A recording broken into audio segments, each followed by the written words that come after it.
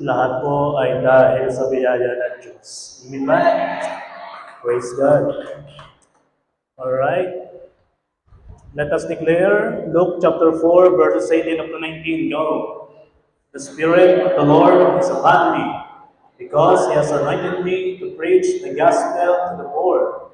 He has sent me to heal the brokenhearted, to preach deliverance to the captives and recovery of sight to the blind, to set liberty them that are bruised, and to proclaim the acceptable year of the Lord. Our God is Jesus, is the anointed one, the miracle working God. Amen. Now let us declare our JA1 culture. 1, 2, 3, go.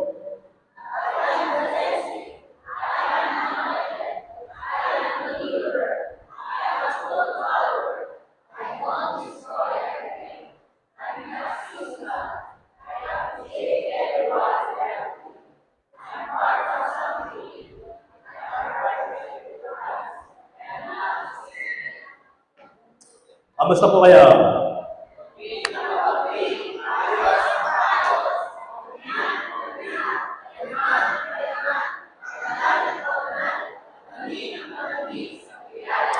Amen. Amen. Okay, ilan ang nakita mo nagsabi siya, paganda ng paganda. Ano? Sino ba excited ngayong araw na ito? Praise God. Ang iba yung umattend ng Planet Shakers. Yun, no? Nakakatuwa naman. Alright, let's start. Mayroong pangyayari sa Bible na ang mga disipulo ay nakaranas ng malakas na bagyo habang sila ay nasa gitna ng dagat. At kung mapapansin ninyo, doon sa past two topics natin, last two Sundays, na may mention ng about dagat, na mention ng paglalakbay ng mga disipulo na nakaranas ng bagyo. At ngayon pag-usapan natin, ano? At sa kwentong ito, alamin natin kung ano ba dapat ang ating alalahanin every time na umaharap tayo sa bagyo. Again ha, there's a scenario, may bagyo, sakay ang mga disipulo sa bangka, at babasahin ko sa inyo ang verse. Mark chapter 4, verses 35 up to 41. Sa araw na iyon, nang dumabi na, sinabi ni Jesus sa kanyang mga alagad, tumawid tayo sa kabilang ibayan ng dagat. So, sinabihan na pupunta doon sa kabila. And verse 36, kaya nga, nang napauwi na nila ang napakaraming tao, sumakay sila sa bangka na kinalulunan ni Jesus. Ngunit may kasabay siyang ibang maliliit na bangka. And verse 37, at dumating ang malakas na bagyo. Sinasalmok ng mga alon ng bangka at anupat halos mapuno ito ng tubig. And verse 38, si Jesus ay nasa hulihan at natutulog na may una. Ginising nila siya at sinabi, Guro, baliwala ba sa inyo na tayo'y mapahamak? And 39, pagbangon ni Jesus, kaniyang sinaway ang hangin at sinabi, pumanatag ka. Sabi mo sa iyong katabi, relax lang. Pero hindi ko sinabi siya ang bagyo ha. Pagbangon ni Jesus, kaniyang sinaway ang hangin at sinabi, pumanatag ka. At sinabi niya sa alon, pumayapa ka. Tumigil ang hangin at nakaroon ng lubos na kapayapaan. And verse 40, sinabi niya sa kanyang mga alagad, bakit kayo lubhang natakot? Paano nagkagayon na wala kayong pananampalataya? And 41, nagkaroon nga sila ng matinding takot at nagsabi sila sa isa't isa, sino nga ba ito? Maging ang hangin at alon ay sumusunod sa kanya. So, na-witness nila ang kapangyarihan ni Jesus. Na-witness nila na kahit bagyo ay kayang patigilin ni Jesus. Ang tanong ko, sino sa inyo dito ngayon, parang ikaw ay sinasalpok ng matinding bagyo? Sabi mo sa iyong katabi, may bagyo ba na sumasalpok sa iyo ngayon? Tanungin mo, anong kaya signal? Signal 1 o 2 or 3? Okay. Kaya ang title na share ko sa inyo, sinaway ni Jesus ang bagyo. Please, pakifix naman ang ilaw. Ako'y napapasayaw na dito eh. Okay na yan, okay na yan. Sinuway ni Jesus ang bagyo. I know and I do believe, maraming bagyo ng buhay mo ngayon, patitigilin ni Jesus. Amen ba? Maraming alon na sumasagok sa buhay mo, sasawayin niya ng Panginoon. Sino na nananampalataya? Yung bagyo ng buhay mo, patitigilin ni Jesus. Mga dapat alalahanin kapag nasa gitna ng bagyo. Una, kasama po natin si Jesus sa gitna ng bagyo. Ang ganda nito. Tingnan niyo ang Mark 4 verse 38. Si Jesus ay nasa hulihan at natutulog na may unan. Taon-tao si Lord dito. Ano? Isipin ninyo ha, sakay sa bangka, natutulog, may unan. Ginising nila siya at sinabi, Guro, baliwala ba sa inyo na tayo mapahama? At hindi. Alam nyo ba, yung mga disipulo ay nasa tayo na talagang ramdam na ramdam nila na malakas ang alon, ramdam na ramdam nila na talagang nandoon talaga sila sa kalagitnaan ng bagyo. Anong ibig sabihin sa personal natin pamumuhay? Alam nyo ba, yung iyong nararamdaman or ang iyong pinagdadaanan ngayon, yan ay talagang kapansin-pansin. Pwede ninyo siyang bigyan ng pansin. At lagi naman talaga nakaka-apekto yan sa atin. Tulad ng nangyari sa mga disipulo na natakot sa gitna ng bagyo. I remember the time kami sumakay ng barko eh. Kami nagpupunta ng Boracay. So, somehow ay medyo tumataas o lumalakas yung alon. Ako bagay kinakabahan din. Dahil sabi ko, first time kong makasakay ng barko, yung pulik talagang nakaka-alog din ng tiyan. Nag-wave-wave na gano'n. Sabi ko, nakakakaba. Barko yun. Ay, paano naman yun sa mga disipulo na sinakyan lang ibang So, ibig sabihin, ramdam na ramdam ang liit-liit na sinasakyan. At ang sabi pa sa mga verses, pinapasok na ng tubig. Sa ating mga dinadaanan, sa ating mga hinaharap ngayon, di ba yung nakakaagaw ng pansin? Nakakakaba. Tanungin mo sa iyong katabi, kinakabahan ako sa iyo eh. Okay ha, hindi yan ang bagyo mo ha, pero sabihin mo, kinakabahan ako eh. Diba? At kapansin-pansin yun. Pero ito mapapansin ninyo, kahit ang bagyo ay nakakatakot, kahit ang bagyo ay nakakakaba, God cares. Inaalala ka pa rin ng Diyos. Aalagaan ka pa rin ng Diyos. Tungkol sa mga bagay na kinatatakutan mo ngayon, I am telling you, aalagaan ka pa rin ni Jesus. O sa mga bagay na ano bang inaalala mo ngayon, kakainin mo mamaya, pamasahe mo mamaya, I am telling you this, alam ng Lord yan. O yan ay sinasabing bagyo mo, pahuhupain niya ng Panginoon, sasawayin niya ni Jesus. Gusto ko kayong makarelate kapag sinabing bagyo. Ang bagyo kasi, simbolo ng problema. Kasi alam naman natin ang dala ng bagyo, distraction eh. Sino sa inyo nakakita na ng bagyo? Yung nakaranas ng bagyo? Lahat tayo, no? Yung nagliliparan ng yero, humahangin, yan. Yung sinampay ng iyong kapitbahay, napapunta na sa'yo, dahil magandang damit, hindi mo na sinuuli. Naka-experience tayo ng bagyo. Bagyo means problem. Ano bang bagyo ng buhay mo ngayon? Para makakuha tayo ng makakonect tayo. Ang ibang bagyo ay ito. Yung pagkakaroon ng sakit, bagyo yan. Ako ay nilagnat nung last week. Ay, hindi ako makakain. Ramdam ko yung pumayat. Sa tingin niya, huwag ba'y pumayat? Parang hindi naman pumayat. Pero ang point ko, hindi okay ang may sakit. Lagnat lang ako, hindi makabangon. Ako hindi makagalaw. Matindi nito, ay hindi lang naman ang nararanasan ng marami, ay lagnat. Ang iba ay mas matinding pangalang sakit. Kagaya ng may mga kidney failure, may mga problema sa puso. Alam niyo yung bagyo yan, ibig sabihin ng sakit na yan ay bagyo. Kapag ikaw o mahal mo sa buhay may malubhang karamdaman, apektado ka. Are you there? Apektado ka eh. Lalo't kasama mo sa bahay yung nakakaramdam ng sakit karamdaman ngayon, hindi ka mapakali. And you are worried. At ang isang bagyo na dumadating, hindi nga problema sa sakit karamdaman sa isa. Ay dito ka naman may problema. Anong problema yon? Problema sa finances. Sabi mo sa iyong katabi, hindi ikaw to. Sabi, Pastor, ang bagyo minsan lang dumating sa akin. Bakit pagdating sa bagyo ng pera, araw-araw yata may bagyo sa bahay?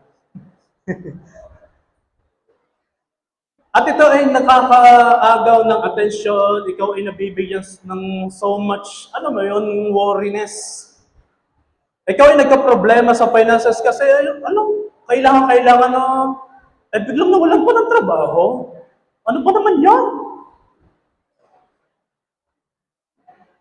Ay, may utang pa. Ay, katinding bagyo ng pagkakautang na ito. Or, ikaw ay nakaka-experience ng kakulangan sa araw-araw sa iyong mga pangangailangan. Bagyo yan. Ano pa, mga bagyo na pwede nating masabing bagyo? Ito yung tinatawag natin family problem. Pero I'm declaring, wala tayong problema sa ating pamilya. Amen ba? Yung tipo na kapag ka sinabing bagyo ng problema sa pamilya, yun lagi may alitan, may sagutan, may sisihan, hanggang sa mauuwi sa paghihiwalayan.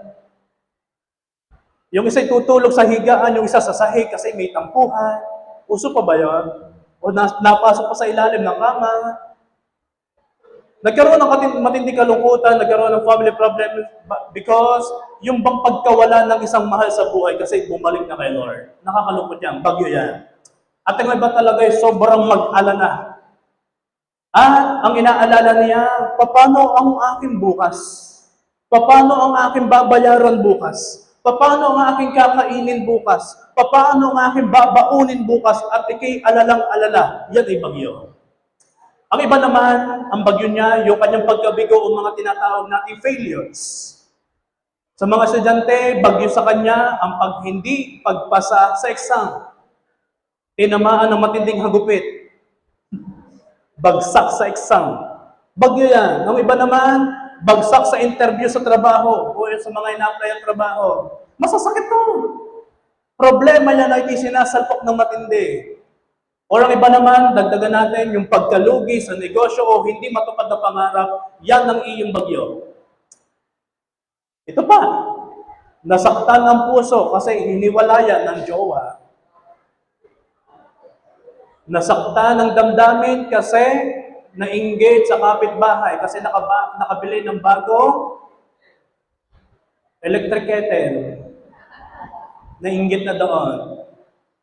Nasaktan dahil sa kapamilya, nape-persecute dahil sa pananampalataya. Yan ay mga bagyo ng buhay na tumatama sa iyo. At ang iba naman sa spiritual, ang bagyo na dumadating sa iyo ay tukso at kasalanan.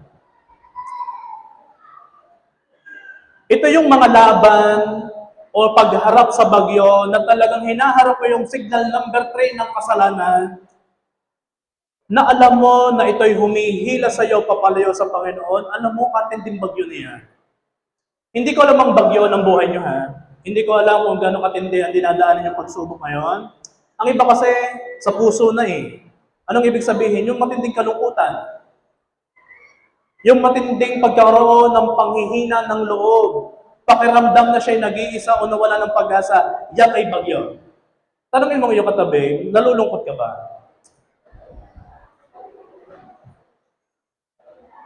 O, doon sa kabila naman, pinanghihinaan ka na ba ng loob? Pero ito ang sasabihin ko sa inyo. Anumang bagyo, nakakatakot lang yan. Nakakatakot lang ang isang bagyo kapag lagi kang nakatingin doon. Hindi mawawala ang takot mo kapag ka nakatingin ka sa pangit na sitwasyon mo. Kasi lagi yun ang iyong tinitingnan. Again, ang dala ng bagyo ay hagupit. Hindi magandang tingnan ng bagyo. Tulad ng mga disipulo, lahat sila'y natakot.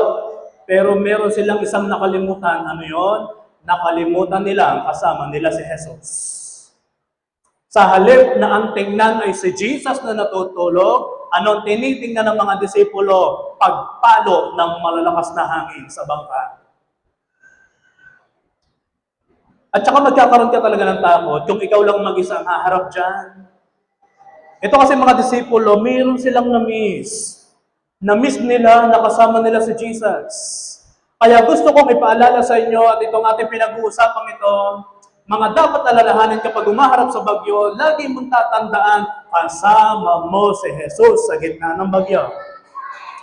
Amen ba? Alam niyo tayo mga Pinoy, tanongin mo yung katabi, Pilipino ka ba? Yan. Pinoy naman tayo lahat, wala man ditong foreigner. Ano? Tingnan nyo, ako'y hanga sa ating mga Pilipino. Tayo kasi mga Pinoy, may mga katangian ng pagiging malakas ang loob, sa totoo lang. Madidiskarte, ika nga. Merong senaryo, may bagyo, typhoon. Ikinumpare sa USA versus Philippines. O ano ang maging reaction nila sa bagyo. Merong expression ng USA, ito ang sabi ng mga ng mga puti. Hey Joe! May bagyo yan ha? Hey Joe, come on, let's go! Let's evacuate! We need to leave this place! Oh, English yun, Amerikano. Wala kayo sa Pinoy, sa Pilipinas, sa Pilipino. Lumilipad ng yero, binabaha na ang tulay, humahagipwis na ang malakas na hangin. Ito ang reaksyon ng Pinoy. Kung kalamig, sarap magsopas. Tanungin mo yung katabi, ikaw ba'y Pilipino?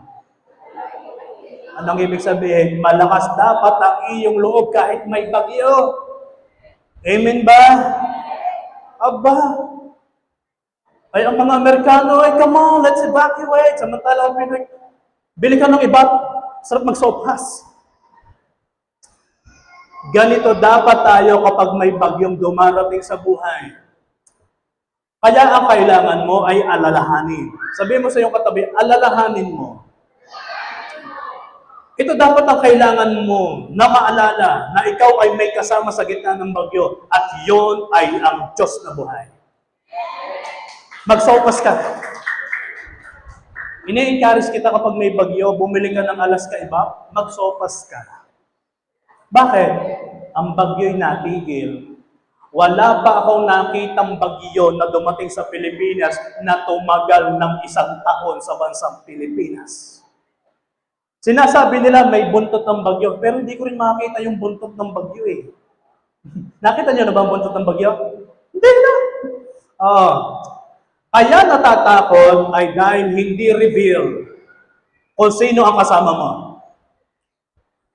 Kailangan niyo pong malaman na kasama mo si Lord, kaya wala kang dapat ikabahala. Yun ang kailangan nating malaman. Ako'y may kasama. Hindi ako nag-iisa. Kapag alam mo na kasama mo ang Diyos, then mawawala ang bagyo, kinatatakutan mo. Bakit? Kay Jesus ka na natingin eh. Isipin ninyo ha. Di ba sabi ng verse, pumapasok halos ang tubig sa bangka. Si Jesus ay nasa hulihan pa, natutulog na may unang. Sa tingin ninyo, hindi ba ramdam ni Jesus ang bagyo? Analyze it. Sa tingin ninyo, hindi ba nababasa ang paa ni Jesus sa pagpasok ng tubig sa bangka? Ang liit ng bangka. Si Jesus ay nandoon. Alam ni Jesus yon. Ramdam ni Jesus yon. Baka nga yung una ni Jesus ay basa. Pero ang sarap ng tulog eh. Sa pagtitiwala po natin sa Panginoon, kasi dinadala tayo ng bagyo na mag-focus kay Jesus. Sa pagtitiwala natin kay Jesus, hindi ka tumitingin sa seguridad ng maraming bagay sa buhay mo. Ikaw ay sa Diyos tumitingin na siyang mag-iingat sa lahat kapag may mga circumstances na dumadating. Doon ka tumitingin kay Lord. Huwag mo laging titingnan, ako, ang aking bayaring. Doon kang alalang-alala at pilit mong kinocover, hindi mo kaya. Na tanging Diyos lang ang makakagawa. Kaya ang kailangan mo ay iyong alalahanin, Lord, hindi ko talaga to kaya. Pero kaya mo kasi alam ko kasama kita. Lahat tayo overcomer, amen ba? Lahat tayo makaka-breakthrough, amen ba? Lahat tayo magkakaroon ng victory sa buhay. Okay? Basta alalahanin mo, ang kasama ko ay isang Diyos. Kapag ikaw ay naging mapagtiwala sa Diyos, Alam mo ba, ang mga mapagtiwala kay Jesus kahit may bagyo, ikaw ay magiging masaya kahit may bagyo. Bakit? Dahil kilala mo ang Lord na hindi siya nagpapabaya. Sa dami ng dumating na bagyo sa Pilipinas, bakit itong Pilipinas ay pilit pa rin bumabangon kahit maraming korupsyon? Kasi nandyan pa rin ang presensya ng Diyos. Hindi pa rin binibitawan ng Diyos ang Pilipinas. Hindi pa rin binibitawan ng Diyos ang bawat pamilya. Bakit? Hanggat meron siyang nakikitang sumasampalataya sa Kanya, kikilos at kikilos ang Kanyang masaganang biyaya. Ikaw, tayo na nandito, dinedeklarahan kita, yung bagyong lang yan, mamaya, upana. Kasi sapat ang biyaya ng Diyos. Sasaway ng Diyos yan.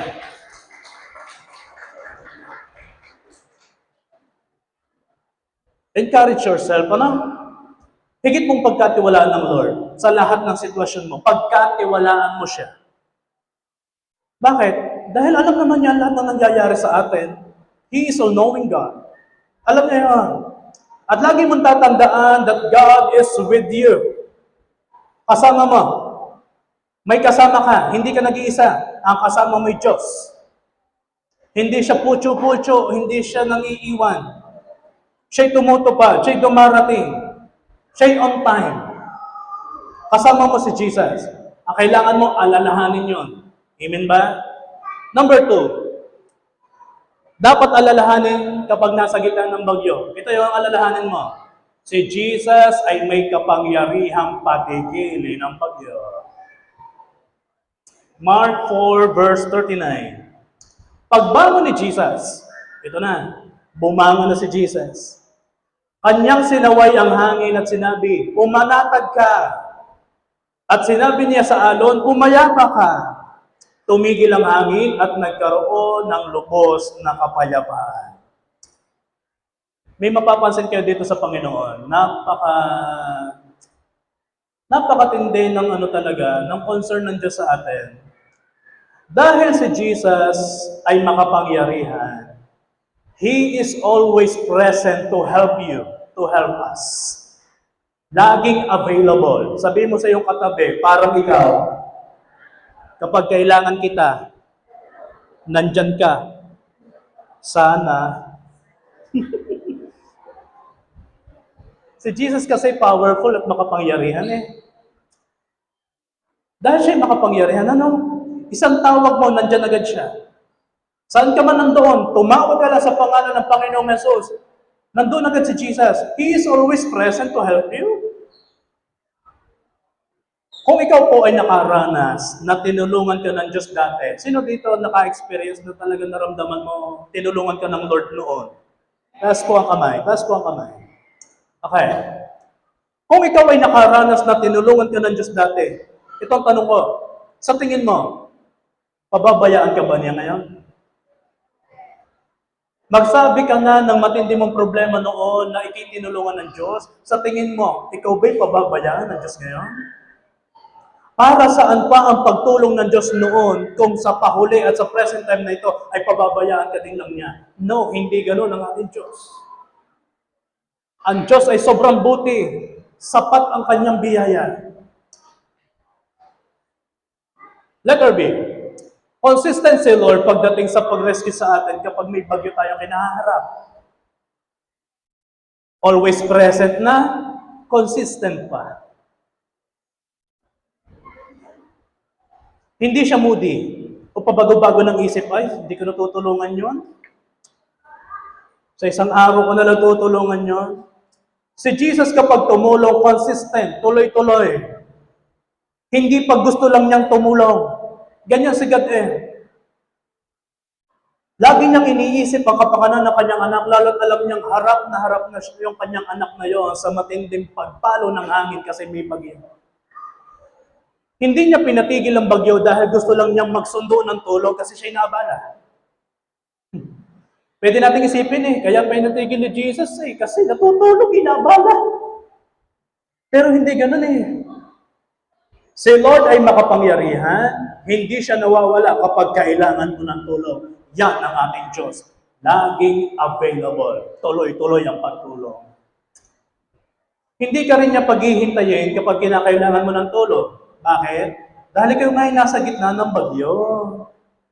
Remember Peter, nung paglakad niya sa dagat, sa ibabaw ng tubig, di ba? Pinapunta siya ng Panginoong Hesus kung nananampalataya ka punta.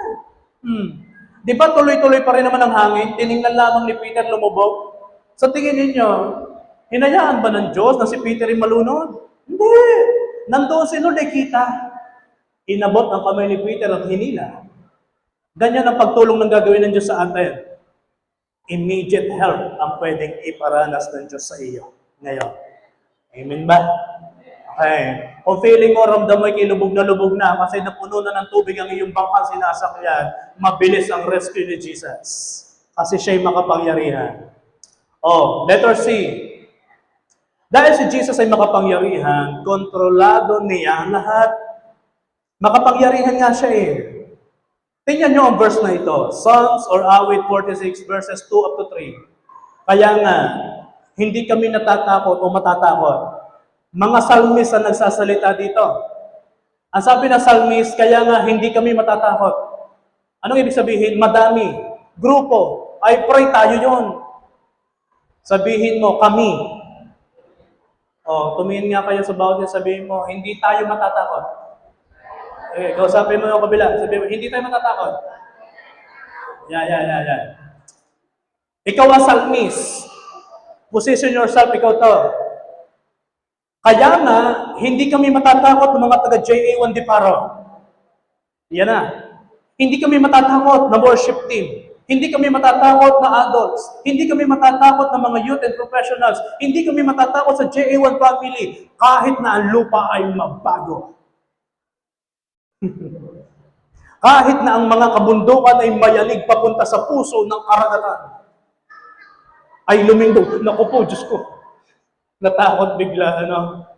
And verse 3, kahit na ang mga tubig nito ay umugong at manggalit, at kahit ang mga kabundukan ay mayanig sa pagragasa ng tubig. Ito sinasabi ng salmis, kahit may lindol, hindi kami matatakot. Kahit may tsunami, kahit anong signal ng bagyong dumating, hindi kami matatakot. Dinescribe ng salmis ang mga bagay na pwede nating katakutan. Ikaw ba namang makarinig ng ugong ng lupa? Ay di nakakatakot. Sino sa inyo medyo nagugulat kapag kami biglang dumaan sa inyong sereno ng bumbero? Di ba? May sunaw. Di ba minsan ikaw ay nagugulat at ikikabado kasi dumadaan ng marami. May sunaw. Tingnan nyo. Di ba, minention sa Psalms, yung pagyanig ng lupa, yung pag-ugong ng lupa, patungkol doon sa kalamidad na yon. Ito naman ang tanong mas hihirap pa ba yan sa alugin ng mundo dyan sa iyong kinatatakotang bagyo ngayon?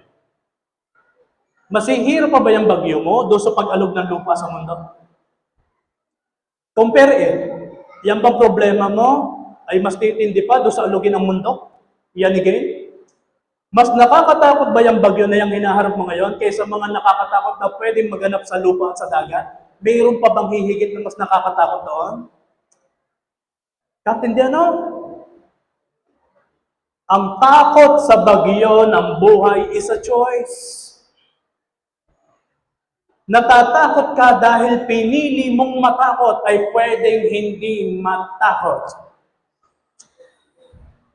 Kaya mahalaga tayo tumitingin kay Jesus kahit may bagyo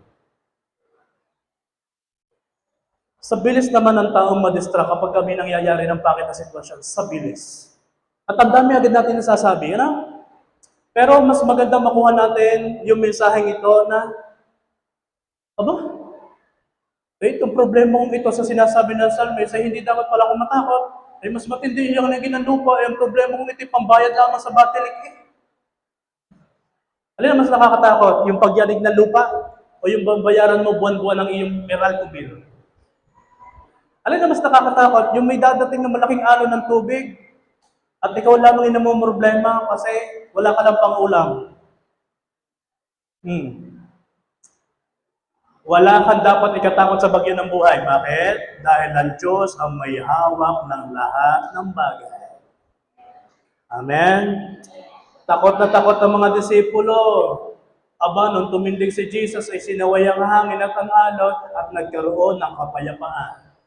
Sabihin mo sa iyong katabi, sa biyaya ng Diyos, pumayapa ka naman. Hindi pumayapa ka na ha. Pumayapa ka naman. Hindi pumayapa ka na. Iba ang dating noon eh. Mga dapat alalahanin kapag nasa gitna ng bagyo. Number 3, sa halip na matakot, ay manampalataya ka kay Jesus. Mark 4 verse 40. Sinabi niya sa kanyang mga alagad, bakit kayo lubang natakot? Paano nagkagayon na wala kayong pananampalataya? Paano nangyari yun? Katinding tanong ng Lord na ito. Paano nagkaroon na wala kayong pananampalataya? Kasama ninyo ako. Ganon ang dating kay Jesus eh. Bakit kayo lubang natakot? Kaya mahalaga talaga, meron tayong revelation na si Jesus ang kasama ko, yung makapangyarihan pa. Kaya ano ba talaga ikakatakot ko. Hindi ko inaalis sa picture ng buhay ninyo ang inyong bagyo. Kasi totoo may bagyo. Totoo may pinagdadaanan. Amen ba? Pero itinuturo sa atin ni Jesus na ang pananampalataya ay mas dapat mangibabaw kaysa matakot. Ang pananampalataya ay dapat mas mangibabaw. Tingnan nyo, bakit kayo lubang natakot? Yun ang nauna eh. Sa naramdaman ng mga disipulo nung may bagyo, yun agad ang unang naramdaman, takot. Paano nagkagayong nawala kayong pananampalataya? Sa halip ng mangibabaw ay pananampalataya, takot ang dumatay. Takot ang nauna. Minsan hinahayaan ng Diyos ang bagyo na dumaan sa atin. Inaalaw eh. Nangyayari eh. Di ba kahit ang buong Pilipinas ay nagpe-pray, Lord, wag niyo pong hayaan tumama ang bagyong ito. Pero hinahayaan minsan ng Diyos eh. Dumadating pa rin sa lupa ang bagyo eh. Hinahayaan yan eh. Hinahayaan ni Lord, pero hindi para pahirapan tayo. Hinahayaan ng Lord, hindi para tayo magdusa o makaranas ng pigati sa buhay. Hindi. Kundi para matuto tayong manampalataya sa Kanya at pagtiwalaan natin siya. Yan ang itinuturo sa atin ng Panginoong Yesus kapag may bagyo. Yung pagkatiwalaan mo ang Panginoong Yesus. Alam mo, yung minsan kalungkutan, hinahayaan ng Diyos dumating sa iyo. Paano ka naman hindi malulungkot? Ikaw din naman may dahilan eh. Bakit? Pinipilit mong mahalin ang isang tao, hindi ka naman mahal.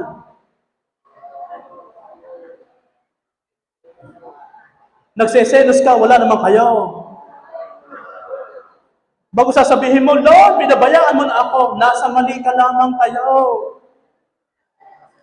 Pero inalaw ng Diyos na mangyari yun. Bakit? Upang sa Kanya tayo magtiwala. Kasi ang gusto mangyari ng Panginoong Yesus, mas mangibabaw ang pananampalataya kumpara sa mga bagay na kinatatakutan mo. Ano man sukat, ano man laki niyan. Sabi mo nga sa iyong katabi, huwag iyak ng iyak sa problema. Mananampalataya. Sabi nung isa, sabi ko sa iyo eh.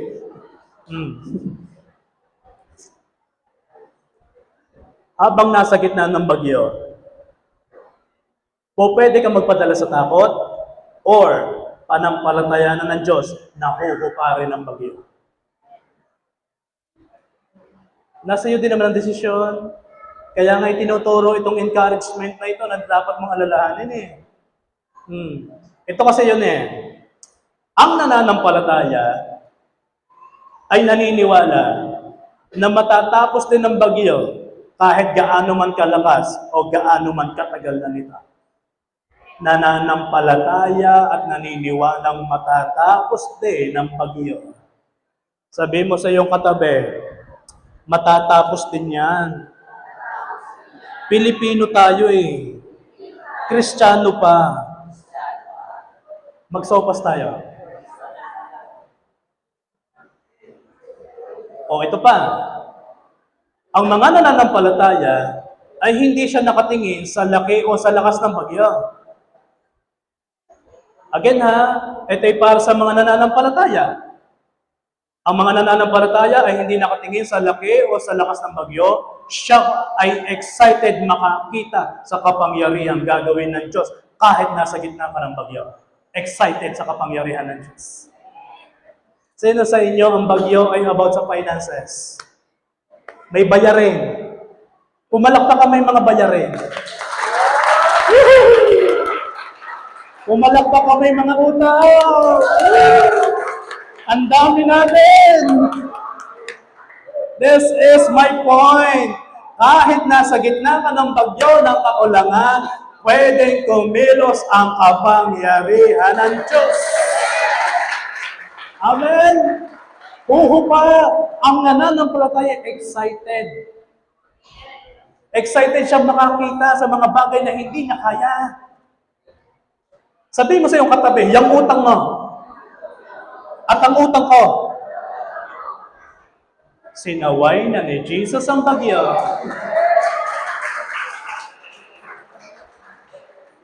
Ngayon ko nalaman, kadami palang may utang.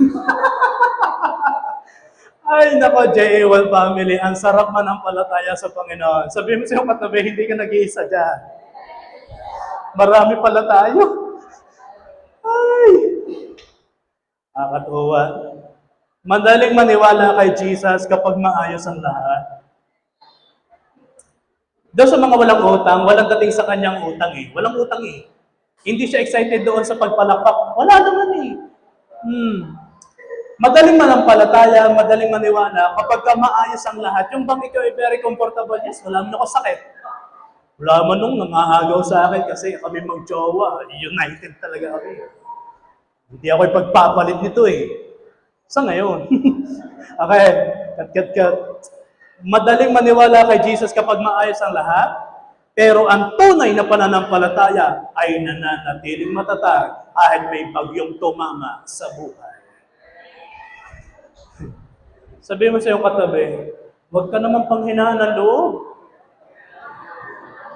Nadadamay ako eh. Sa totoo lang, lalo sa pamilya, sa magkarelasyon, kapag na problema yung isa, damay yung isa.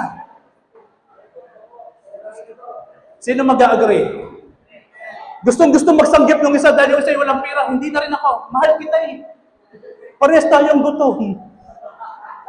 Sa hirap ng ganon. Ito yon. Ang pananampalataya ay hindi kawalan ng bagyo, kundi katatagan sa gitna ng bagyo.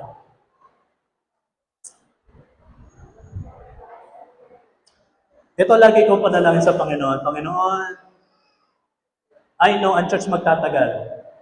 Dadami yan. Lalago. Marami kami mamimit, marami magiging pamilya sa church. Pero Lord, huwag niyo pong hahayaan na habang dumadami, na habang lumalago ay hindi nagiging matatag sa pagsubok ang bawat dumadalo sa simbahan ito. Sayang ang iyong pagdalo. Sayang ang iyong pagpunta sa church. Sayang ang iyong pagsamba sa Panginoon. Pero pagdating ng problema, babagsak ka din lang. Sayang. Kaya tayong mga nananampalataya, habang tayo nagpapatuloy na lumalapit sa Panginoon, habang tayo sumasamba sa Panginoong Hesus, kahit tumatama ang matinding hangin, kahit tumatama ang matinding alon ng bagyo, still nandoon ka pa rin sa gitna ng bagyo at ikay nananatiling matatag. Kasi alam mo, meron kang Diyos na hindi magpapabaya. Kaya ikay magpapatuloy sa Kanya.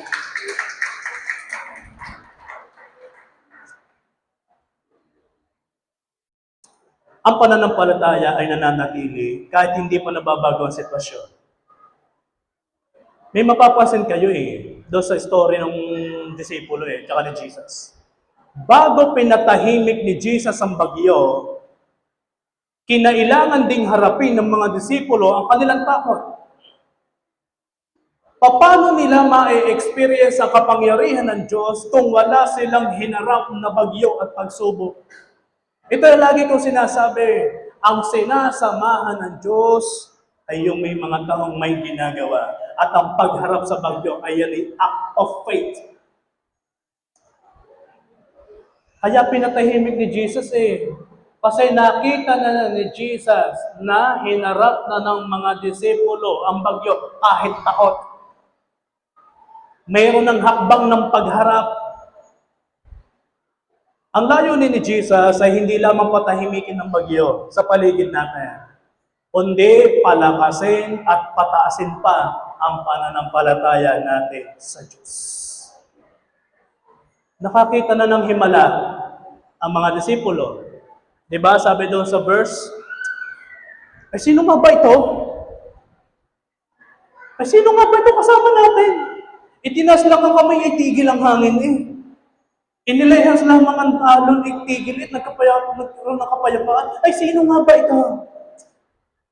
Ito ang deklarasyon ko. I pray to you, maka-experience ka ng himala at kapangyarihan ng Diyos upang dumating ka sa pagkakataon, magkaroon ka ng matindi pang pagkatakot sa Panginoong Jesus upang mas lalo ka makapanampalataya. At ang himala na gagawin ng Lord sa buhay mo, ito. Ano man ang problema mo ngayon, tapos na yan. Amen ba? Lahat ng inyong bayaran nyo. Lahat ng ating bayarin, lahat ng ating binabayaran, matatapos din yan sa katapusan. Sa sunod ulit. Anong ibig sabihin? Hindi tayo lulubog sa utang, hindi ka lulubog sa sakit karamdaman, hindi ka lulubog sa kalungkutan, sapagkat nandyan ang kamay ng Diyos, handa siyang hatakin ka pataas upang ikay magpatuloy ng manampalataya sa Kanya.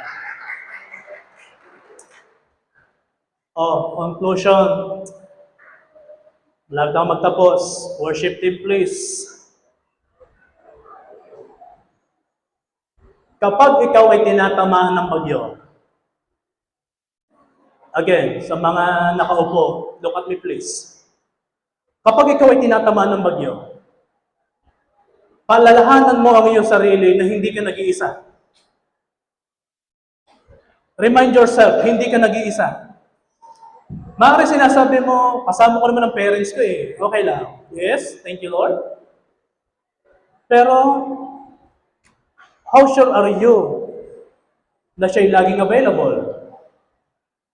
Paano ka makakasiguro na ang kailangan mo sa Kanya ay mapoprovide niya? Kaya naman, kung meron tayong aalalahanin na sa gitna tayo ng bagyo, paalalahanan mo iyong sarili na hindi ka nag-iisa, ikaw ay may kasama at yun ay si Jesus. Remind yourself. Sabihin mo sa iyong katabi, huwag mong kalimutan yun ha. Yung may kunting gigil, huwag mong kalimutan yun. Kasama mo si Lord. Ito pa, kapag feeling mo lumalakas at pakiramdam mo na bumibigat na ang pagtama ng bagyo sa iyo, paalalahanan mo muli ang iyong sarili na kayang-kayang sawayin at patigilin ng Diyos ang bagyo dahil makapangyarihan ng Diyos na iyong pinapanampalataya. Magsabi na kayo sa akin na matinding problema mo ngayon. Lalaki pa ba naman niya sa Panginoon? Magsabi na kayo sa akin, magsabi ka na sa katabi mo, na matinding pinagdadaanan mo ngayon. Hindi ko minamalit yan sa sukat ng iyong kakayanan, pero binibigyan kita ng encouragement, maliit lang yan sa Diyos. Kayang-kaya yan ng Diyos. Walang mahirap sa Panginoon, sapagkat siya'y makapangyarihan. Pastor, katagal na nito, humampas na humampas ang alon. Pastor, paulit-ulit na ito. Then, huwag ka pa rin mag-alala. Si Jesus pa rin naman ang may hawak niya. Ang Diyos pa rin naman ang may control niya. Kasi siya'y makapangyarihan. Kapag nakaramdam ka o nakakaramdam ka ng takot dahil sa nangyayaring bagyo, palalahanan mo muli ang iyong sarili na hindi ka dapat matakot. Why? Dahil matatapos sa tuho pa rin ng bagyo dahil ikay nananampalataya na sa Diyos. Sa tindi na nagagawa ng pananampalataya, sa totoo lang. Yung ba paniniwalaan mo, bayad na. Pagtingin mo sa iyong bilig, nandun pa rin eh. Sa hirap. Pero ano ba sabi ng Diyos? Sa halip na matakot ay manampalataya kasi pwede siyang gumawa ng bagay na hindi mo kaya. At siya'y maluluwalhati kang maginawa niya sa buhay. Sa hirap namang manampalataya, ramdam ko masakit talaga ang aking tiyan eh. Ramdam ko talaga yung may nararamdaman sa aking katawan sa hirap mananampalataya. Lalo't sinabi pa ng doktor, may nireseta pang gamot sa hirap mananampalataya. Pero ano ba sabi ng Panginoong Yesus?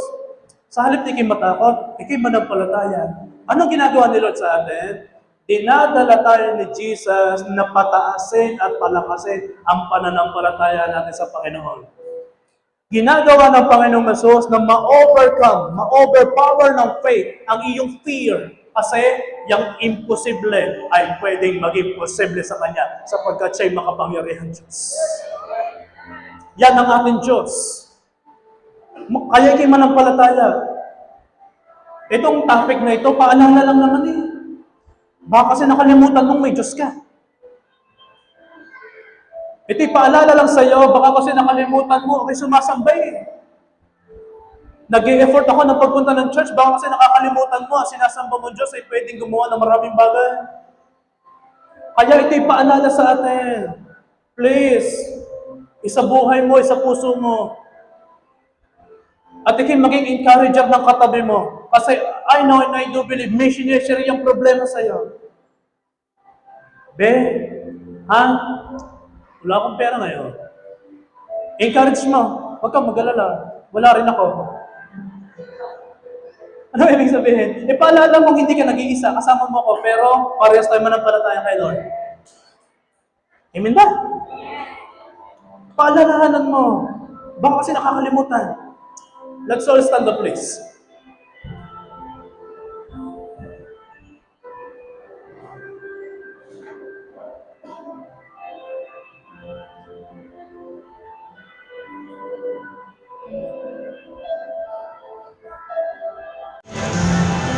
Kung ang iyong bagyo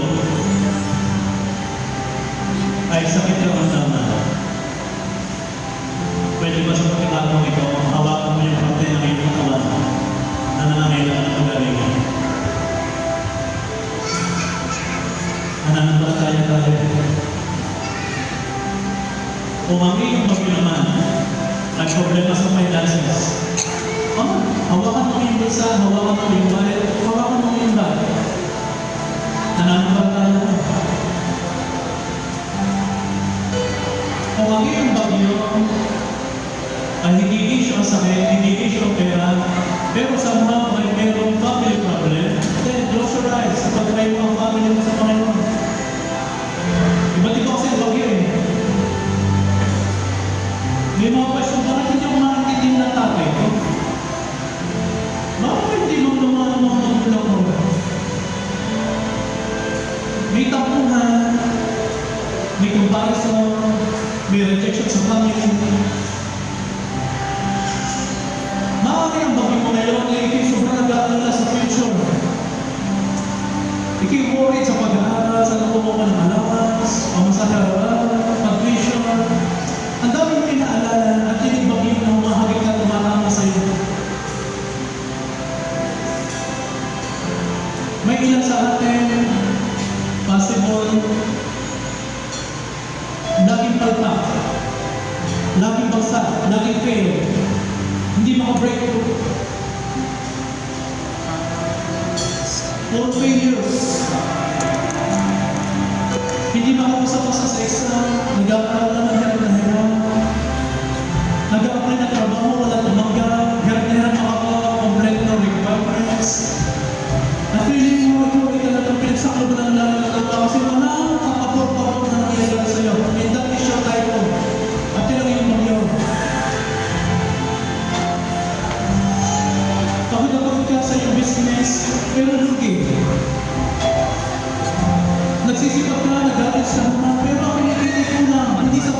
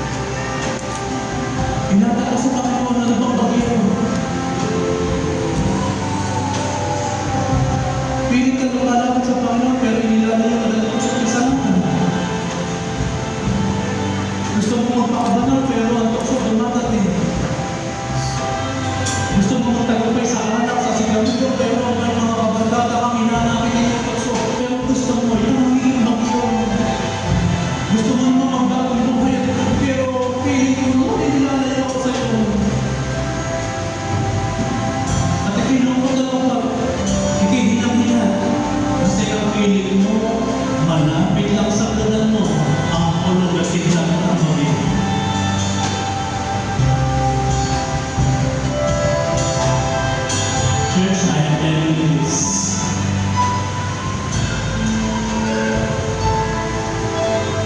Habang ikaw ay nakatulog na kapatid, ipanalangin mo sa Panginoon lahat ng iyong pag-iyo, lahat na nangyayari sa buhay mo ngayon, ipanalangin mo ngayon sa Panginoon. Come on, pray to God. Close your eyes, please.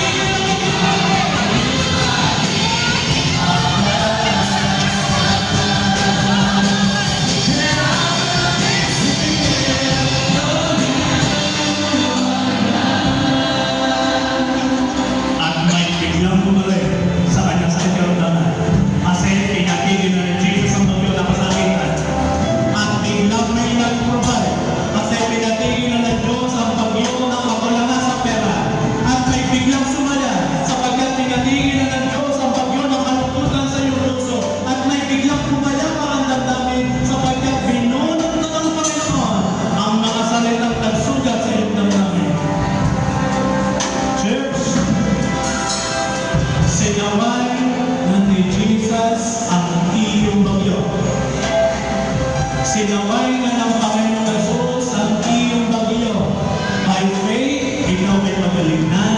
By faith, ikay bayanan. By faith, ikay nakabili na. By faith, ikay nakabreakthrough na. By faith, ikay sumaya. By faith, ikay sumigla. By faith, ikay naging palusot. By faith, ikay mas lalong pinagpala ng Diyos. Sabihin mo sa iyong katabi. Basapin mo. Sabihin mo sa kanya. Wala na akong pagyo.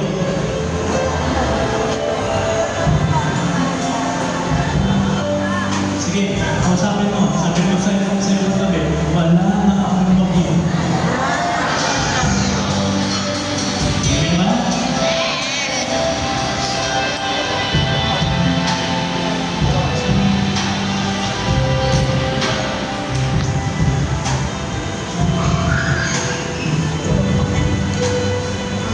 Habang ay tinigil natin, talagang may mga umiyak sa pag-iyak.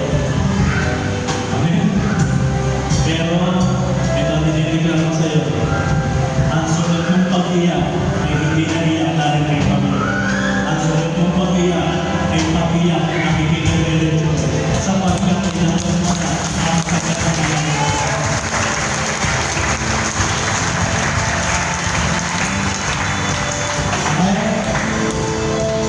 Let me pray for you. O Panginoon Diyos, thank you po for reminding us. Hindi dapat kami magkalala kapag may pagyo. Lord, salamat kasi pinalala mo rin sa amin na meron kami kasama. At kami po yung pinili ang tawag Panginoon kasi nakalimutan namin, nakasama ka namin. Lord, patawad, nakalimutan natin ang victory namin before. Nagtagumpay nga pala ko noon. Pinagbatang nga pala ko noon. Lord, patawad ko kasi hindi namin ito nakita ngayon. Pero God, salamat. Ipinaalala mo sa amin na meron kaming Diyos na hindi magpapaya. Salamat po Panginoon kasi meron kaming Diyos na talagang nananalaga sa kanyang mga anak. Salamat po. And Lord, salamat po sapagkat ikikulay ng mga pangyarihan. Hindi lang namin naririnig ang patungkol sa iyo bilang isang Diyos na powerful.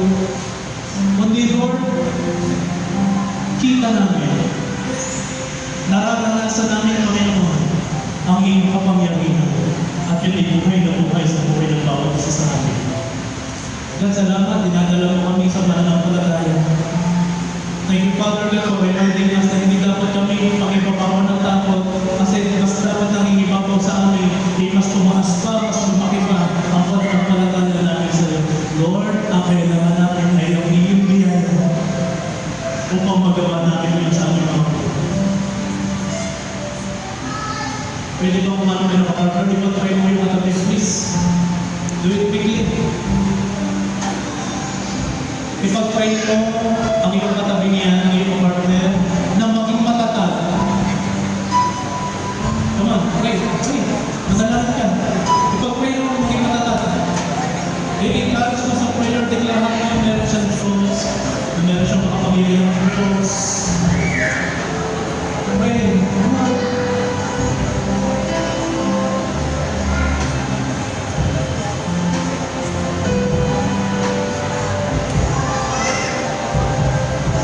Hindi ka nag-iisa at hindi ka namin kasama. Hindi namin iiwan, hindi napapabayaan. He is always present, help to consistent ang presence ni God. Kontrolado ng Diyos lahat. Come on, praise God.